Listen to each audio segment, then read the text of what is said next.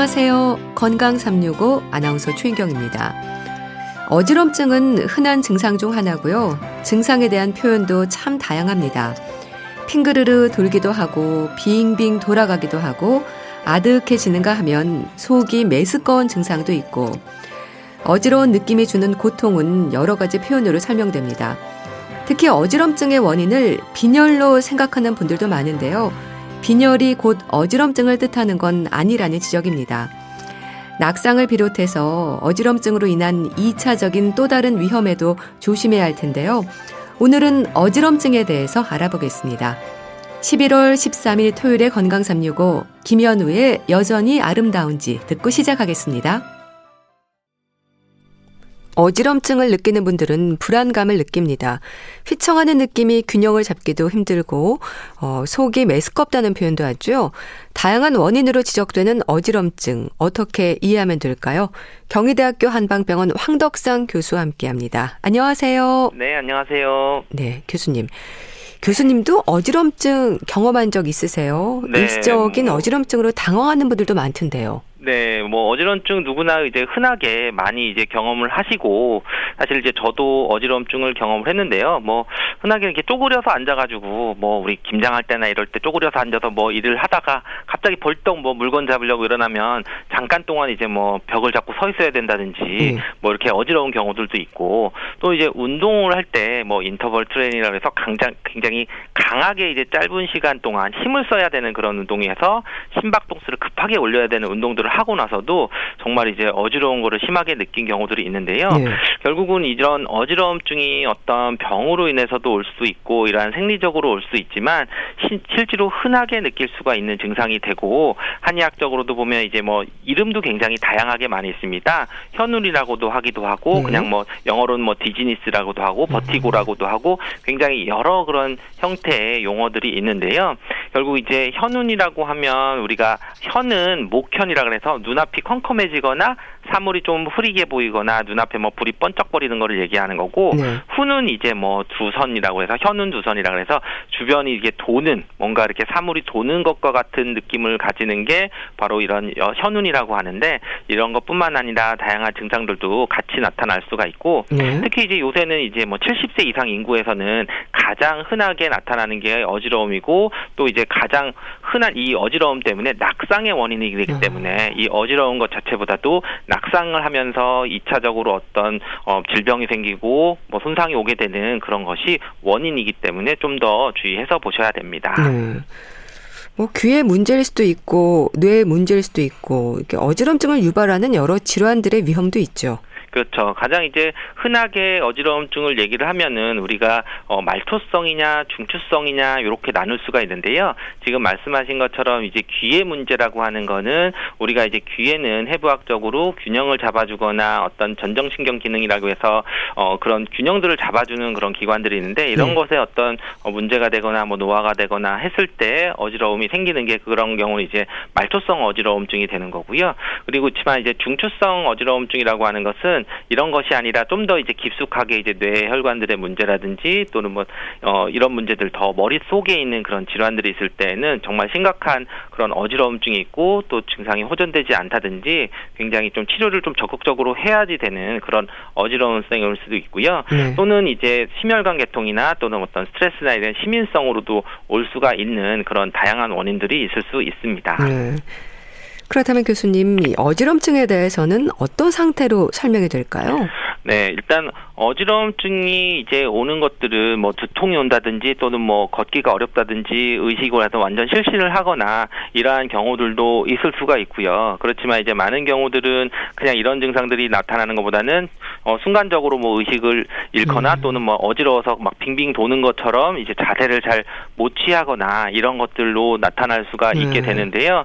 결국은 이제 어지러움증에 대한 거는 어떤 특정한 그런 증상으로 나타나는 것도 있고 다른 중추적인 그런 증상들의 원인이 병의 원인이 되는 것들을 볼 수 있기 때문에 어지러운 게 나타나고 잠깐씩 나타나는 것은 뭐 일시적으로 나타날 수 있지만 좀 그 시간들이 잠깐 반복이 된다든지 지속적으로 나타날 때에는 이 어지러운 그런 양상 얼마나 지속되느냐, 어떤 어지러운 게 악화되는 그런 요인들이 있는지, 또 그 이런 것들 때문에 뭐 쓰러지거나 아니면 실신하거나 이런 증상들이 같이 나타났다든지 또는 이제 미식거리는 거나 토하는 거가 나타나거나 또는 귀에 울림이나 또는 귀가 안 들리는 거나 이런 증상들을 좀 다 확인을 하고 이러한 증상들을 진료를 받은 다음에 필요하면 뭐 이제 이비인후과에 가서 귀나 뭐 눈이나 또는 신경적 검사나 또는 심하게는 뭐 머리 쪽에 이제 MRI나 이런 중추성 질환들을 진료를 받아야지 구별할 수가 있는 거기 때문에 어떻게 보면 어지러움은 단순히 작은 증상일 수 있지만 큰 다른 질환들의 그런 증상으로 나타나는 걸 수도 있다는 것을 좀 아시고 초반에 증상들이 나타났을 때 진료를 잘 받으시는 게 좋습니다. 그러니까 어지럼증이 단순히 어지럽다는 느낌보다는 어지럼증으로 인한 증상 자체가 좀 다양하게 나타나는 거네요. 그렇죠. 우리가 뭐 어지럽다고 하는 것은 그냥 단순히 이제 빙글빙글 도는 느낌이 강한 그런 회전성 그런 경우도 있어서 그렇지만 이제 또 우리가 눈동자가 떨리거나 이런 안진 증상이라고 하는 것들이 같이 나타나거나 또는 뭐 심하게 구역질이나 뭐 구토나 이런 것들이 나타나면서 뭐 혼자 서 있지 못하고 계속 술 취한 사람처럼 비틀비틀 걷는다든지 이런 것들이 좀 나타날 수가 있는 거거든요. 그러면서 이제 이러한 것들이 보면 우리가 말초 전정신경 기능에 문제가 돼 있으면은 오히려 또 앉아 있거나 또 서 있으면 또 좋아지는데 또 이제 그렇지가 않고 계속 이제 또 문제가 심해지거나 하면은 오히려 중추신 앉아서 안정을 취하는데도 계속 어지러우면 중추성을 의심에 대하는 경우도 있고 해서 여러 가지 이런 증상들이 같이 나타나는 것들을 잘 관찰을 해서 진료를 받을 때 그렇게 설명을 하고 치료를 받아야 됩니다. 그럼 그렇게 눈이 좀 침침하기도 하고 진땀이 나기도 하고 얼굴이 창백해지기도 하는 건 왜 그렇습니까? 기본적으로 이제 식은땀을 나거나 구토나 이런 것들은 우리가 자율신경계통의 증상의 일정으로 보는데요. 결국 우리가 이런 어지러움증이 나타나면은 내 몸에는 그런 항상성을 유지하기 위해서 이런 자율신경계통의 어떤 변화들이 생기게 되고 그런 것들이 이제 교감신경이 비정상적으로 활성화가 되면은 이런 원인 때문에 막 심박동수도 올라가게 되고 뭐 저혈당 증상처럼 오게 되면서 어지러운 것들을 있을 수도 있고요. 또는 뭐 이제 저산소증이 생겨서 머리로 가는 이제 그 혈액이 부족하거나 또 너무 긴장이 되거나 또는 뭐 공황장애나 이러한 여러 가지 긴장 상태가 됐을 때에도 다른 증상들이 또 나타날 수가 있습니다. 이명이 생기기도 하나요? 그렇죠. 특히 이제 뭐 말초성 어지러운 경우에는 이제 안쪽 귀에 이상이 오게 되는 그 어지러움을 얘기를 하고요. 이럴 때는 뭐 이석증이 있다든지 또는 뭐 전정신경염이나 또는 뭐 메니에르병이라고도 얘기를 하는데요. 결국은 이제 이럴 때는 이제 이명이 특징적으로 좀 나타나면서 같이 이제 어지러움 그리고 또 난청이라든지 또는 귀가 먹먹하거나 이제 이 충만감이 귀 속에 이제 충만감이 이제 있을 수가 있는데요. 이러한 질환들이 있을 때 물론 뭐 귀 쪽으로 천신경에 종양이 있거나 뭐 다른 중추성으로 다른 문제가 있어도 이런 이명들이 나타날 수가 있는데 결국 우리가 어지러움이 나타나면서 이명이 나타나고 할 때에는 또 이비인후과를 또 보거나 또는 중추성이 있으면 신경외과를 보거나 이렇게 좀 진단을 정확히 받아야 됩니다. 그 이석증의 경우에도 심한 어지럼증의 증상으로 나타나지 않나요? 그렇죠. 이 이석증이 이제 임상에서 가장 흔히 접하는 이제 어지러움증이라고 해서 뭐 양성 돌발성 체위성 현운이라고도 얘기를 하는데요. 결국 이제 우리 귀에서 이제 돌 같은 부분이 이제 그 평형반을 있어서 이게 정상적으로 균형들을 이제 이루어야 되는데 이게 돌아 누웠다가 또 이렇게 옆으로 돌아 누울 때 이런 자세 변환이나 이제 특정 동작을 할 때 이제 수초나 이제 어떤 몇 초나 또는 몇 분간 지속되는 이제 심한 어지러움증을 이제 특징으로 하거든요. 그래서 이제 이런 경우들은 다른 어떤 중추성이나 이런 게 아니라 정말 그 이석증이 그러니까 돌이 그 속에서 이제 균형을 잡지 못하고 뭔가 움직이면서 생기는 것들을 또 특징적으로 나타나는 그래서 흔한 임상적으로 볼 수 있는 어지러움증이 됩니다. 그런데 교수님, 어지럼증을 이제 현기증, 뭐 현훈처럼 다양한 이름으로도 이제 불리는데 어떤 차이가 있을까요? 그렇죠. 이제 용어적으로는 사실은 이제 그 영어로 보면 똑같이 한국말로는 어지러움증, 현기증 또는 현운 뭐 이런 것이 구별이 정확히 안 되고 실제로 이제 임상에서도 환자분들이 표현할 때 이걸 정확히 표현하진 않기 때문에 단순히 이제 어떤 이 용어들로 인해서 환자들을 구분하기나 이런 거는 쉽지는 않은데요. 그렇지만 이제 용어로 보면은 우리가 어지러움증이라고 하는 그 디지니스라고 하는 것은 그냥 전체적인 약간 포괄적인 그런 개념이 되는 거고요. 네. 그리고 이제 뭐 우리가 현운이라고 하는 버티고라고 하는 것은 내가 움직이지 않는데도 뭔가 이렇게 움직이는 그런 주변이 이제 돌고 있는 그런 것들을 느낄 수가 있고, 그리고 이제 현기증이라고 하는 좀 머릿속이 좀 뭔가 뭐 흔들리는 듯한 그런 느낌이 나타나는 거를 또 이제 현기증이라고 할 수 있는데요. 네. 이런 것은 이제 뭐 용어적으로는 그렇지만 실제로 느낄 때에는 딱 구별해서 나타나기는 좀 어렵고요. 예. 그냥 기본적으로는 뭐 현운이나 어지러움증, 현기증은 대체로 이제 그런 비슷한 감각을 표현하는 걸로 이제 이해를 하고 그런 증상들을 좀 더 자세히 물어서 병력 청취를 해야 되는 것이 또 특징입니다. 네. 참 어지럼증은 정확한 진단에 따른 치료가 중요할 텐데요. 근데 어지럼증 치료를 받은 후에도 늘 불안감을 가질 것 같습니다. 그래서 몸의 건강 상태를 좀 돌아볼 필요가 있지 않을까요? 그렇죠. 아무래도 이제 어지러움증에서 좀 심각한 경우들은 이제 뭐 말초성보다는 이제 중추성 어지러움증이 됐을 때 좀 더 이제 심각한 병이 되고 잘 낫지 않는 경우들을 볼 수 있거든요. 그래서 이제 그런 중추성이나 말초성을 구별할 때 보통 이거는 뭐 물론 뭐 환자분이 직접 알 수는 없지만 보통 이제 진료를 할 때는 이렇게 눈 떨리는 방향이라든지 형태가 좀 다르고요. 그리고 어지러운 거에 적응되는 게 내가 처음엔 좀 어지러웠지만 금방 어지러운 게 없어지면은 말초성이고, 아니면 어지러운 게 계속 지속이 되거나 어지러운 것이 심해지는 경우들은 좀 이제 중추성이 되는 거고요. 그리고 또 오히려 귀에 청력이 감소한다든지 이명이 있으면 오히려 말초성인 경우가 더 많고, 그래서 이제 중추성은 오히려 이명이나 청력이 뭐 감소되거나 이런 것들이 좀 없는 경우들을 좀 볼 수도 있고요. 또는 이제 동반 증상 중에서 말초 증상은 없는데 또는 이제 중추성은 또 뇌관이나 손해 증상이 어떤 신경학적인 그런 증상들이 좀 나타날 때에는 그런 중추성이기 때문에 좀 더 걱정을 하거나 좀 더 적극적으로 치료를 해야 되는 경우들도 있고요. 그리고 이제 좀 흔하게 오시는 분들이 이제 노년기 어지러움증은 사실은 이제 굉장히 어려운 진단 부분이 될 수도 있거든요.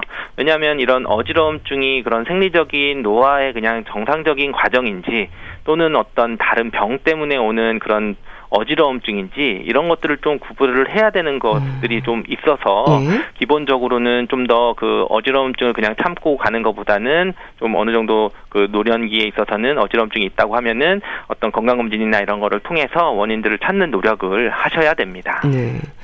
뭐 말초성, 중추성 얘기를 하셨는데 그 중추성이라고 한다면 뇌혈관 질환의 위험을 말하는 거죠. 그렇죠. 우리가 기본적으로 뭐 뇌종양이 있다든지 뇌경색이 있다든지 뇌출혈이 있다든지 이런 것들이 이제 뇌 기질적인 병변이 있을 때 그런 것들도 오히려 이제 그 중추성으로 인해서 오는 것들이 되고요. 이럴 때는 이제 신경학적인 이상들이 좀 나타나고 오히려 이제 그 질환들, 뭐 뇌출혈, 뇌종양, 뭐 이런 것들을 좀 치료를 했을 때 이런 것들이 좋아지는 거지 단순히 어떤 말초 쪽으로 치료하는 약들만으로는 이런 어지러움증이 치료가 되지는 않습니다. 네. 근데 어지럼증도 다양한 증상으로 표현이 된다고 하셨는데 그럼 심한 어지럼증으로 병원에 왔다가 중풍 진단을 받는 경우도 비교적 흔한가요? 우리가 뭐 중풍이 처음에 오실 때 뭐 중풍 오면은 한쪽에 어떤 뭐 반신불수가 된다든지 뭐 이렇게 생각을 하지만 사실은 굉장히 뭐 그냥 단순히 어지러워서 이렇게 왔을 때 그렇지만 이제 어지러운 증상들이 뭐 귀의 어떤 말초성의 그 특징들이 아니라 뭐 중추성의 특징들이 나타나고 다른 이제 신경학적 증상들이 나타날 때에는 이럴 때는 오히려 좀 적극적으로 신속하게 그 원인이 되는 뭐 뇌 CT나 MRI를 찍어서 그런 중풍의 원인을 찾고 그에 해당하는 치료를 하시는 것이 오히려 이런 어지러움증이 빨리 호전이 될 수도 있고 후유증이 남지 않는 그런 것을 볼 수 있기 때문에 이런 증상들이 나타날 때 뭐 갑자기 나타나고 강력하게 나타나고 오히려 또 이런 시간들이 호전되건 조금 어지러웠다가 적응돼서 뭐 다니는 게 아니라 계속 악화된다고 할 때에는 적극적으로 이제 뭐 응급실이나 방문을 하셔서 검사를 받고 치료를 하시는 게 좋습니다. 예. 그리고 또 어지럼증은 곧 빈혈로 생각하는 분들도 많은데요.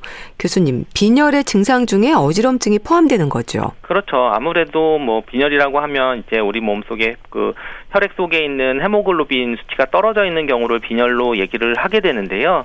그렇지만 또 우리가 뭐 여성분들을 보면은 그 헤모글로빈 수치가 좀 떨어져 있어서 평상적으로 빈혈이 있는데도 어지러움증을 많이 못 느끼고 그냥 지내는 분들도 많이 있거든요. 그래서 이제 그런 것들이 이제 어지럽다고 해서 뭐 빈혈만 생각해서 진단을 안 받고 철분제를 드시는 분들이 있는데 이제 그러는 것보다는 오히려 어지러움증의 원인을 찾아서 만약에 그 어지러움증의 원인이 이런 철분 수치가 떨어지고 헤모글로빈 수치가 떨어지는 빈혈 때문이라고 하면 철분제를 복용을 하면은 개선이 될 수 있지만 만약에 빈혈 때문에 아닌 어지러움증은 철분제를 먹어서 뭐 그게 없어지거나 좋아지지 않기 때문에 그런 정확한 원인을 찾는 노력을 하시는 것이 좋고 대부분은 뭐 아까 말씀드렸지만 그런 빈혈보다는 뭐 양성, 돌발성, 체위성 현운이라 그래서 말초적으로 오는 경우도 많이 있기 때문에 그런 경우들 진단을 좀 받으시는 게 좋습니다. 네. 또 몸이 허약한 경우에도 어지럼증을 느끼는 분들이 많은 것 같은데요. 한의학에서는 어떤 치료가 진행이 될까요? 그렇죠. 한의학에서도 이제 어지러우니까 단순히 이제 허증만 얘기를 하는데요. 한의학에서는 분명히 어지러움증을 몇 가지 그런 변증이라 그래서 원인들을 좀 구별을 하게 됩니다. 그래서 한의학에서는 뭐 우리가 훈자를 붙여서 뭐 풍훈이다, 뭐 열훈이다, 다문이다라고 얘기를 하는데 결국 이제 바람처럼 바람이 부는 것도 싫고 뭐 열도 낮다 더웠다 또는 뭐 열에 뭐 더운 여름철에 뭐 열기를 받아서 어지럽거나 또는 뭐 미식거리고 구토하면서 뭐 머리도 깨지도록 아프고 이러면서 이제 담음이라고 해서 노폐물들이라 이런 것들은 얘기는 저희가 실증이라고 합니다. 결국은 뭔가 순환이 안 되고 노폐물들이 쌓이게 되는 이런 것들을 좀 순환시켜줘야 되는 그런 것 때문에 오는 어지러움증으로도 보고요. 그리고 또 뭐 기운이나 혈운이라 이런 것처럼 실제로 기운이 부족하고 또는 피가 부족해서 오는 경우들은 그거에 맞춰서 보기시켜주거나 부혈시켜주거나 하는 그런 어지러운 거를 치료를 하게 되는데요. 결국은 이제 한의학에서도 어지럽다고 해서 단순히 허증만 있는 게 아니라 마찬가지로 중추성도 있고 말초성이 있는 것처럼 허증만 있는 게 아니라 실증도 있고 실증을 개선시킬 때는 단순 보약이 아니라 순환이 잘 되고 열도 내려주는 약을 써야지 어지러운 것들이 좀 좋아지는 경우도 많습니다. 네. 여기에도 침 치료가 쓰이는 건가요? 그렇죠. 기본적으로 이제 울체댓, 뭐 우리가 침의 가장 좋은 효과는 이제 진통 효과도 있을 수 있지만 기혈을 순환시켜주는 그런 부분이라서 우리가 뭐 기훈이라 그래서 또 기운이 잘 돌지 않거나 또는 다문이라 그래서 어떤 습담, 노폐물이 자꾸 쌓여 있는 경우들은 오히려 침 치료를 하면은 머리도 좀 맑아지고 좀 미식거리거나 이런 토하거나 이런 증상들도 좋아지면서 어지러운 것이 좀 나아질 수가 있고요. 또 필요한 경우에는 이제 그런 목 부위나 어깨 부분을 좀 뭉쳐 있는 또 뭐 거북목, 일자목 이런 얘기도 많이 하잖아요. 그런 자세가 나빠서 오는 경우에 어지러운 것이 긴장되거나 이래서 나타날 때에는 추나 치료를 해서 오히려 목 주변을 좀 풀어주거나 하는 것들이 오히려 도움이 되는 경우도 많이 있습니다. 그럼 지압도 도움이 될까요?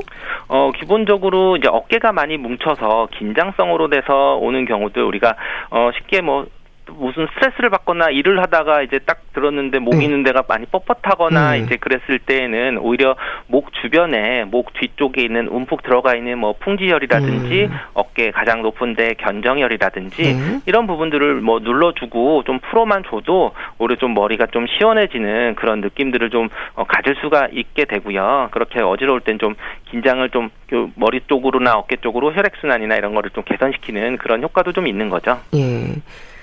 그럼 어지럼증으로 고생하는 분들의 특징이 있을까요? 뭐 얼굴이 창백해지는 것 외에도 다른 변화들이 있는지도 궁금합니다. 네, 기본적으로 어지러운 것을 많이 느끼는 분들이 이제 담음이라 그래서 저희가 순환되지 않는 수분이라고 하는 그런 노폐물들이 많이 쌓이는 분들은 기본적으로 이제 얼굴도 창백하고 뭐 물만 먹어도 뭐 살이 찐다는 것처럼 몸도 좀 잘 붓고 그리고 이제 혈을 몸에 봐도 뭔가 이렇게 노폐물이 자꾸 쌓이기 때문에 잘 붓고 피부도 좀 지저분하게 되고 뭐 미식거리거나 뭐 멀미도 잘하고 멀미를 또 잘하는 그런 특징들도 있고 그리고 또 꼭 먹고 나면은 뭐 식곤증이 있다든지 좀 잘 존다든지 이런 소화 기능이 좀 떨어져 있는 경우들도 많이 볼 수가 있고요. 그리고 이제 진짜로 기운이 없는 분들은 창백하고 소화력도 약하고 어떻게 보면 근육량도 좀 적고 그런 분들을 좀 나눠서 그런 해당 증상에 따라서 따라오는 그 증상이나 몸의 신체적인 변화들은 또 다양하게 볼 수 있습니다. 입술이나 손톱에 윤기가 없다는 얘기도 하던데 이게 관련이 있을까요?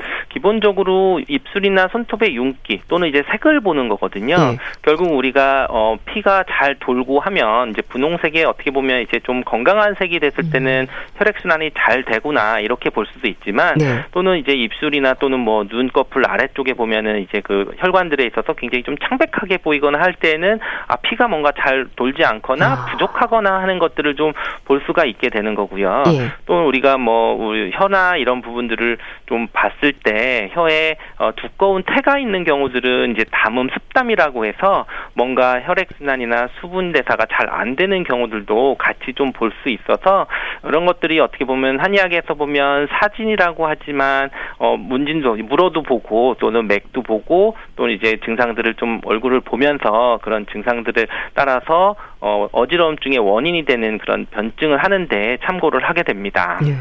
혀를 살펴보기도 한다고 하셨는데 어떤 연관이 있는 건가요? 기본적으로 우리가 혀의 색깔도 보고 혀에 이제 태가 있는 그 설진을 할 때 여러 가지를 보게 되는 거거든요.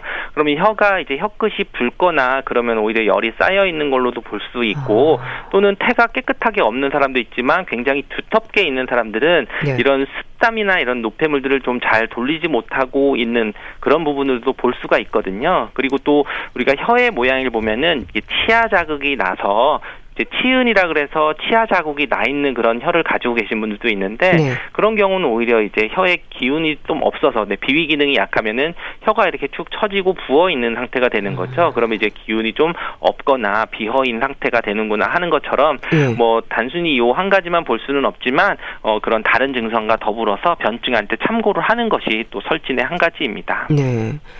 손이 차기도 하고 열이 나기도 한다고 하던데 어떤가요? 그렇죠. 우리가 뭐 어지럽거나 할 때 급성적으로는 이제 손발이 차지거나 뭐 미식거리거나 그런 것들이 나타나는데 결국은 이런 것들이 이제 여러 가지 원인으로 뭐 교감신경이 좀 더 예민해져서 말초 순환이 안 되고 말초 혈관들이 수축하면서 여러 가지 이런 수족냉증이나 이런 것이 좀 나타나는 경우들도 있습니다. 예.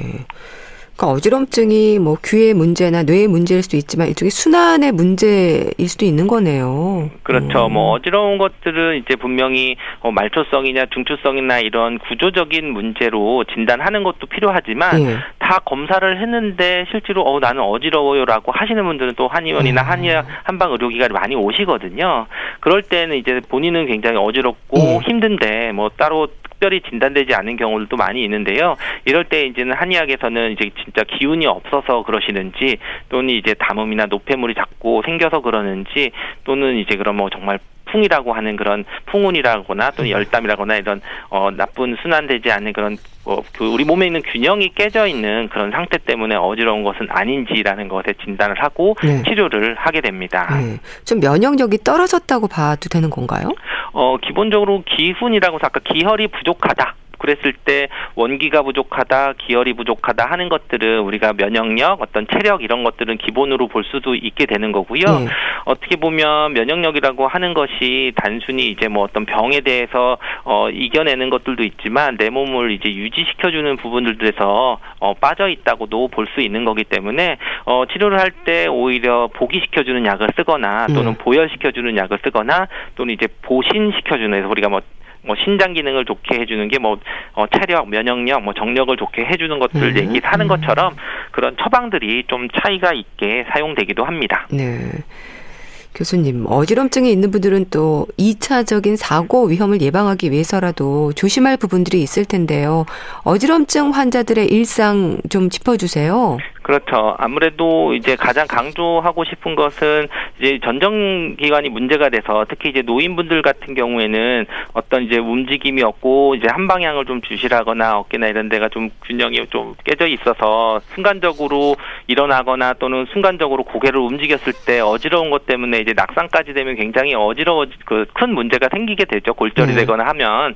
그래서 이럴 때는 이제 매일 10분에서 20분 정도 우리가 전정 재활 운동이라고 하는데 결국은 이제 우리가 머리를 움직이면서 고정된 물체를 본다든지 또는 머리와 물체를 동시에 움직이면서 약간 초점을 좀 맞춰서 본다든지, 그리고 평평한 곳에서 이제 걸을 때 뭐 단단한 바닥에서 약간 푹신한 바닥을 걷는다든지, 네. 또는 이제 눈을 감고 일직선으로 이렇게 벽을 잡으면서 일직선으로 걷는다든지, 또는 이제 한 발로 서 있으면서 약간 5초 정도 서서 눈을 한쪽만 감거나 한쪽만 뜨거나 이런 식으로 어떻게 보면 내 몸 자체에서 그런 운동 기능들, 그냥 단순히 근육을 생기는 게 아니라 균형 감각을 잡는 운동들을 하루에 10분에서 20분 정도를 꾸준히 하시는 게 네. 어떻게 보면 이전 어지러움증으로 인한 뭐 낙상이나 이런 거를 예방할 수도 있고, 또는 어지러운 증상들을 미리 좀 예방할 수 있는 그런 방법이 될 수도 있습니다. 네, 말씀 잘 들었습니다. 오늘은 다양한 원인으로 지적이 되는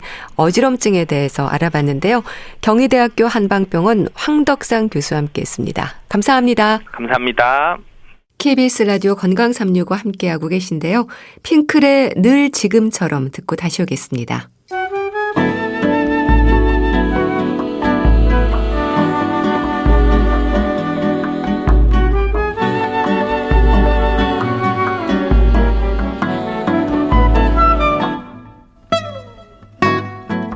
건강한 하루의 시작. KBS 라디오 건강365 최윤경 아나운서의 진행입니다. KBS 라디오 건강365 함께하고 계십니다.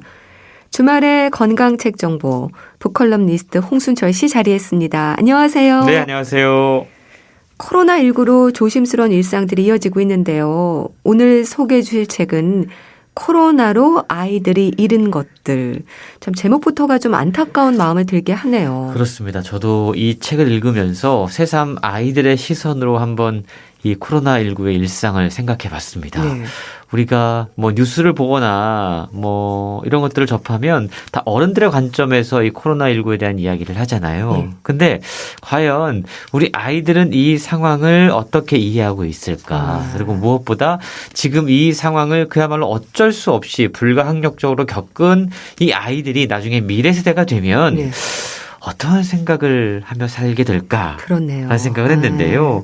그래서 이 책은 우리가 놓치고 있던 아이들 마음 보고서란 부제가 적혀 있습니다. 네. 아, 참 어른들이 힘들면 아이들은 더 힘든 법이다라는 생각을 해봤는데요. 네. 코로나가 아이들의 마음에도 큰 영향을 미쳤다고 그러죠. 우울, 무기력감, 외로움, 소외감 이런 것들을 호소하거나 청소년들 같은 경우에는 자해 또는 극단적인 선택을 하는 경우도 있다고 그럽니다. 네. 그런데 어른들이 아이들에 대한 걱정은 오로지 학력 격차에 대한 이야기예요. 아, 그렇군요. 이 코로나19 때문에 아이들의 학력이 좀 격차가 심해지고 있다. 네. 참 우리가 아이들을 어떻게 바라보고 있는가 관점을 생각해 보게 되는데요. 이 감염병으로 인해서 학교가 휴교 조치가 있었죠. 네. 외출할 수 없었습니다. 이 상황 때문에 아이들의 마음은 몹시 흔들리고 있다라고 책은 이야기하고 있는데요. 그래서 아이들이 중요한 것을 잃기 전에 떨어지기 전에 붙잡아 줘야 한다라고 전하고 있습니다. 네. 그리고 그러기 위해서 아이들에게 다가가서 물어봐야 된다. 코로나 때문에 힘든 것은 없니? 라고 물어봐야 된다고 이야기하고 있는데 이 책을 쓰신 분이 정신건강의학과 전문의이면서 오랜 기간 동안 청소년들과 상담을 해온 김현수 박사님이신데요. 네. 책을 통해서 코로나 시대를 견뎌내고 있는 우리 아이들의 외로움 그리고 두려움을 세밀하게 포착해서 소개를 하고 있습니다. 그는 감염병 세계적인 대유행 상황에서 서울시 코비드19 심리지원단 단장을 맡아서 시민들의 심리 방역 업무를 진행하고 있다고 합니다. 네. 참 말씀을 들으니까 그러네요. 이제 일상으로 돌아가고는 있지만 그동안 혹시 코로나 때문에 힘든 것은 없니? 이렇게 아이들 마음을 들여다볼 수 있는 질문은 저도 안 한 것 같네요. 그렇습니다. 저도 우리 자녀들이 고3, 고2였거든요. 네. 근데 오로지 지난 2년 동안 걱정은 이 기간 동안 애들이 학교도 안 가고 공부는 제대로 할까? 예. 화면을 보면서 들여다보는 그 수업이 아이들에게 과연 어떤 효과가 있을까?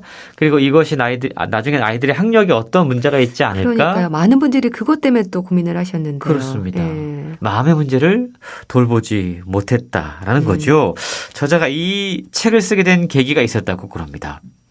중학교 1학년 여학생이 상담을 하는데 예. 코로나 때문에 힘든 것이 있냐고 묻는 어른이 왜 없어요? 아, 라는 질문을 던졌어요. 그렇군요. 그러다가 라면 형제 사건이라는 네.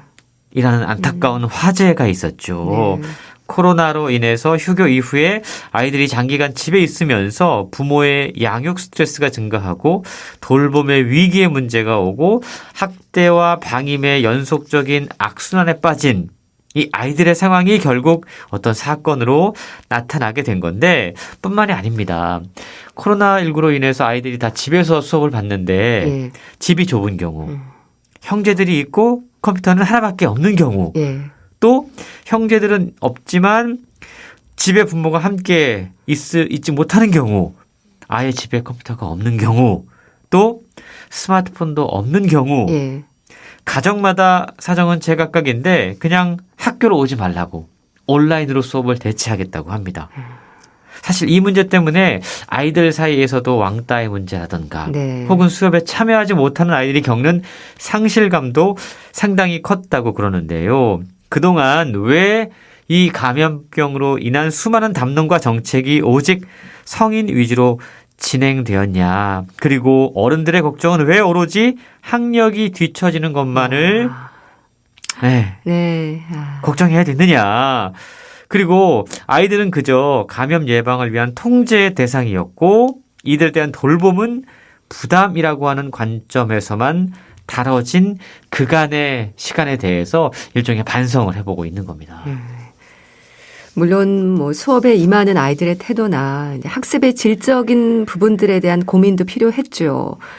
하지만 이렇게 학교 생활 또 학창 시절이 주는 또 다른 사회 경험들에 대해서는 참 무심했다 이런 생각이 드네요. 그렇습니다. 우리가 한번 아이들의 입장으로 돌아가 보죠. 네. 학생이면 학창 시절에 설렜던 기억들이 몇 참 가지 많았죠. 있잖아요. 뭐 이벤트라고 하면 입학식, 졸업식, 발표회, 네. 수학여행 이런 것들이 다 생략됐습니다. 인생의 어떤 시기에 겪어야 할 일들이 왜곡되거나 변주되는 경험을 했다라는 거죠. 네. 저자는 심리학적 관점에서 이러한 이벤트가 개인과 집단의 정체성을 포함한 문화적인 통합을 이룰 수 있는 일종의 삶의 연속성과 깊은 관련이 있기 때문에 너무나 중요한 것들이라고 이야기합니다. 그런데 이런 것들을 하나도 겪지 못하고 지금 지나온 세대들이에요. 예. 그러면서 지금 걱정스러운 부분은 지금 이 시기가 장기적으로 어떤 영향을 미칠지 알 수 없다라는 거죠. 다만 과거를 보더라도 질병이나 사고 등의 이유로 학교를 쉬다가 복귀한 사례들을 살펴보면 사회적 경험의 박탈이 아이들의 정서적인 그리고 신체적인 발달에 안 좋은 영향을 미쳤다라는 연구 결과가 훨씬 더 많다라는 겁니다. 네. 그래서 이제는 정말 진지하게 대비를 해야 되는데요. 네. 코로나 세대라고 불리는 지금의 이 아이들이 나중에 성인이 되었을 때 나타날 수밖에 없는 심리적이고 정신적인 문제들에 대해서 미리 준비해야 된다라고 이야기하는 강조하는 저자의 조언을 우리가 새겨들 필요가 있을 것 같습니다. 그러니까 이 코로나 시대를 사는 아이들의 이 긴 시간들이 나중에 이 아이들이 성인이 되었을 때 어떤 기억으로 자리할지에 대한 생각을 좀 해야 된다는 거죠. 그렇습니다. 코로나 팬데믹, 거리두기, 학교 폐쇄 이것 때문에 아이들이 받은 상처들이 있습니다. 네. 책은 그걸 크게 5가지로 꼽고 있는데요. 먼저 학교에 가지 못하면서 겪었던 단절 트라우마입니다. 단절. 아이들에게 진급은 성장의 의미예요. 예. 새로운 출발입니다. 그런데 아이들은 지난 2년 동안 학교에서 새로운 소속감이나 정체성을 거의 경험하지 못했고 그랬죠. 새로운 친구가 생기지 않는 것에 대해서 불안해하는 경우들도 많았다고 그럽니다. 네. 그런데 많은 어른들이 아이들의 이 친구를 만나지 못하는 어려움 또 학급 또래 활동에 대한 그리움에 대해서 친구가 밥 먹여주냐 이런 식의 일종의 폭언을 일삼은 것 이건 분명히 문제가 있다라고 지적하고 있는 겁니다. 요즘 아이들이 형제가 없잖아요. 그렇죠. 기껏해 한두 명인데 사실 이 요즘 아이들에게 친구는 거의 가족과도 같은 의미를 지니거든요. 네. 또 아이들은 또래를 필요로 합니다. 청소년 시기에는 더더욱 그렇죠. 그런데 이 경험들을 통째로 하지 못하고 집에서 혼자 단절돼서 지냈다라는 겁니다. 물론 부모가 있지 않냐라고 반론할 수 있어요. 근데 청소년 아이들에게 부모만으로는 충분하지 않다라는 겁니다. 네. 아이러니하게도 이러한 경험을 통해서 아이들은 친구, 반, 학교가 어떤 의미인가를 다시 생각하게 되었다라고 상담에서 이야기했다고 그래요. 그렇군요. 그만큼 이게 얼마나 중요한지를 다시 한번 우리가 생각해 봐야 된다는 거고요. 아이들이 겪은 두 번째 상처, 규칙 트라우마라고 규칙. 이야기합니다. 집에서 시간을 보내야 돼요. 예. 부모님과 함께 하는 경우에는 얼마나 잔소리를 많이 들었겠습니까? 예. 그리고 화상회의를 하면서 겪는 또 다른 문제는 뭐냐 하면 예. 재채기도 마음대로 못하는 상황. 이게 왜냐하면 자기가 재채기를 하면 이제 수업에 어떤 지장이 오기 때문에 그리고 재채기라고 하는 게 사실은 예전에는 별로 아무렇지도 않은 거였거든요. 지금은 사회 분위기가 기침 한번 하면 눈치가 보여요. 눈치가 보이는 네. 상황입니다. 통제에 기반한 생활, 여기에서 어려움들이 생겨났다는 건데요. 아이들은 잔소리를 비롯해서 감염병 예방을 이유로 각종 금지, 지시, 통제에 기반한 일상을 살아왔는데 여기에 대해서도 어려움을 호소했다고 그럽니다. 참 공감이 되는데 일단 단절 트라우마, 통제에 기반한 일상이라는 지적이 새삼 걱정이 또 됩니다. 우려되는 또 다른 부분들은 뭘까요? 예, 총 5가지 고통 가운데 지금 2가지 살펴봤잖아요. 네. 세 번째가요. 일상 유지 트라우마라는 겁니다. 학교에 가지 않으면서 비일상적인 생활을 하게 됐는데 어른들은 항상 그럼에도 불구하고 규칙적인 삶을 요구했어요. 그러니까 아이들이 느끼기에 불규칙하고 비정상적인 생활 자체도 너무 힘든데 자꾸만 규칙적으로 생활하라고 하니까 이게 그러네요. 이 모순을 너무 힘든 것들이었던 거예요. 어른들도 힘든 그 규칙적인 생활, 그 요구와 압박을 아이들을 대상으로 했다라는 것 문제가 있다라고 제가 지적하고 있고요. 네 번째가 결손 트라우마입니다. 결손 트라우마. 이게 심리적인 문제인데요. 학교에 가지 않는 동안 아무것도 한 게 없다라고 느끼는 그 마음이에요. 그래도 잘 버텼고 노력했고 또 그 사이에 깨닫고 생각한 것도 분명히 있는데 그냥 내가 뭐 했지 지난 2년 동안 별로 한 게 없다라고 느끼는 그 상실감, 허탈감이 아이들에게 깊이 상처로 자리 잡았다라고 이야기하고 있습니다. 5번째 문제가 어찌 보면 가장 심각한 문제일 수도 있는데요. 중독 트라우마라는 겁니다. 집에 있는 시간이 길고 스마트폰 사용량이 많아지면서 생기는 문제일 수 있는데요. 집에 있는 시간이 많아지면서 아이들과 부모님이 가장 많이 부딪혔던 문제가 뭐였을까? 스마트폰. 너무나 금방 답이 나오잖아요. 공감이 되네요. 부모들도 이 스마트폰 노이로제에 걸렸고 청소년들은 부모님 잔소리 노이로제에 걸려서 이 문제 때문에 자주 다툴 수밖에 없었고 오히려 부모와 자녀 사이의 갈등이 늘어났다라는 연구 결과도 있다고 그럽니다. 참 이 중독 트라우마 생각만으로도 안타깝고 걱정스러운 부분인데요.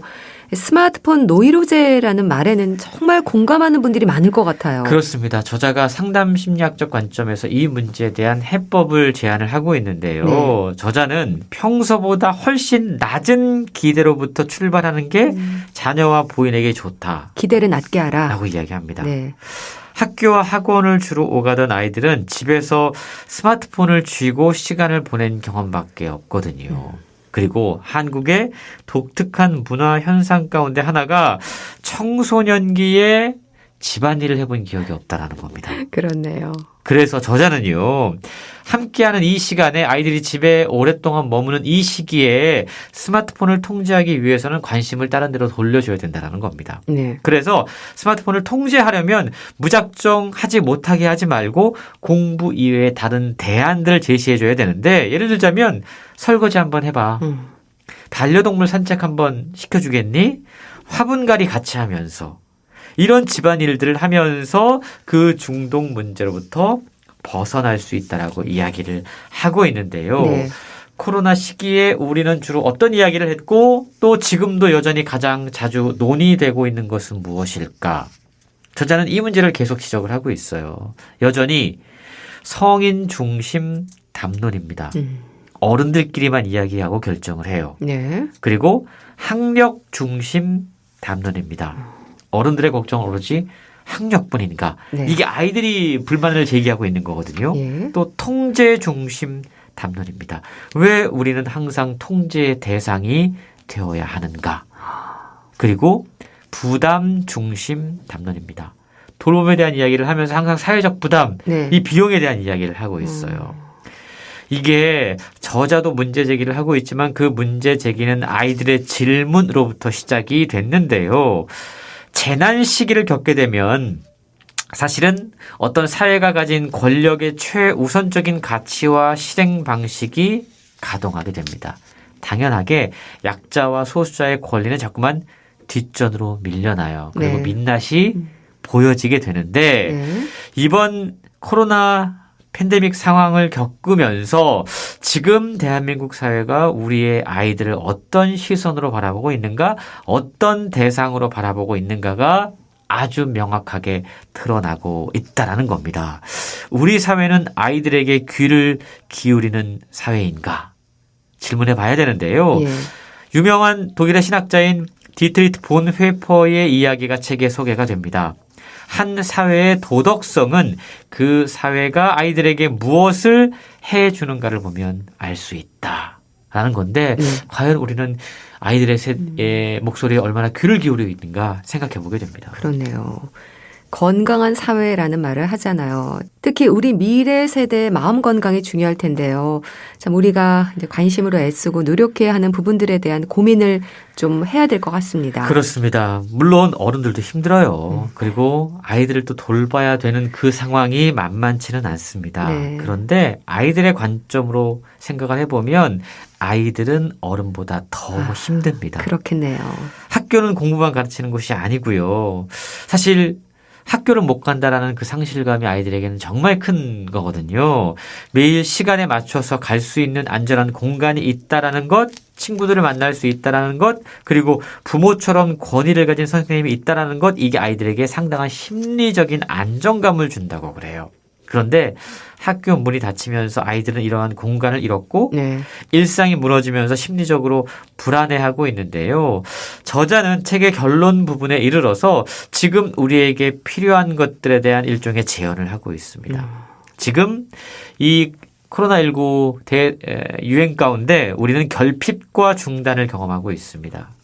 결핍, 중단, 부재, 이 상황을 겪으면서 우리는 이에 반대되는 충족과 연속 그리고 존재에 대한 통찰을 할 수 있다라고 이야기하고 있는데 네. 책은 회복 패키지를 소개를 해요. 회복 패키지요. 네, 그야말로 각 분야, 각 주체가 해나갈 수 있는 여러 가지 치유 과정들이 책에 소개가 되고 있는데 네. 사소하게는 입학식을 못한 아이들, 졸업식을 못한 아이들을 더 살뜰히 챙기고 또 우리 반이라고 하는 이 소속감이 없는 채로 끝날 아이들과 그나마 제한된 시간 가운데 어떻게든 뭔가 이벤트를 통해서 아이들에게 소속감을 갖게 해주는 것. 네. 그래서 무언가 깨진 마음의 응집력을 만들어주고 동질감을 회복시켜주는 것. 일종의 접착제가 필요하다는 건데요. 이런 것들이 그나마 지금 상황에서 아이들을 회복시킬 수 있는 사소한 행위들이다라고 이야기하고 있습니다. 네. 소개해 주신 이제 책에서 제시하는 회복 패키지, 작지만 꼭 살피고 실천해야 하는 부분이지 않을까 싶습니다. 자, 코로나로 아이들이 잃은 것들 소개해 주셨는데요. 북컬럼니스트 홍순철 씨 잘 들었습니다. 감사합니다. 고맙습니다. 해바라기의 사랑으로 보내드리면서 인사드릴게요. 건강365 아나운서 최인경이었습니다. 고맙습니다.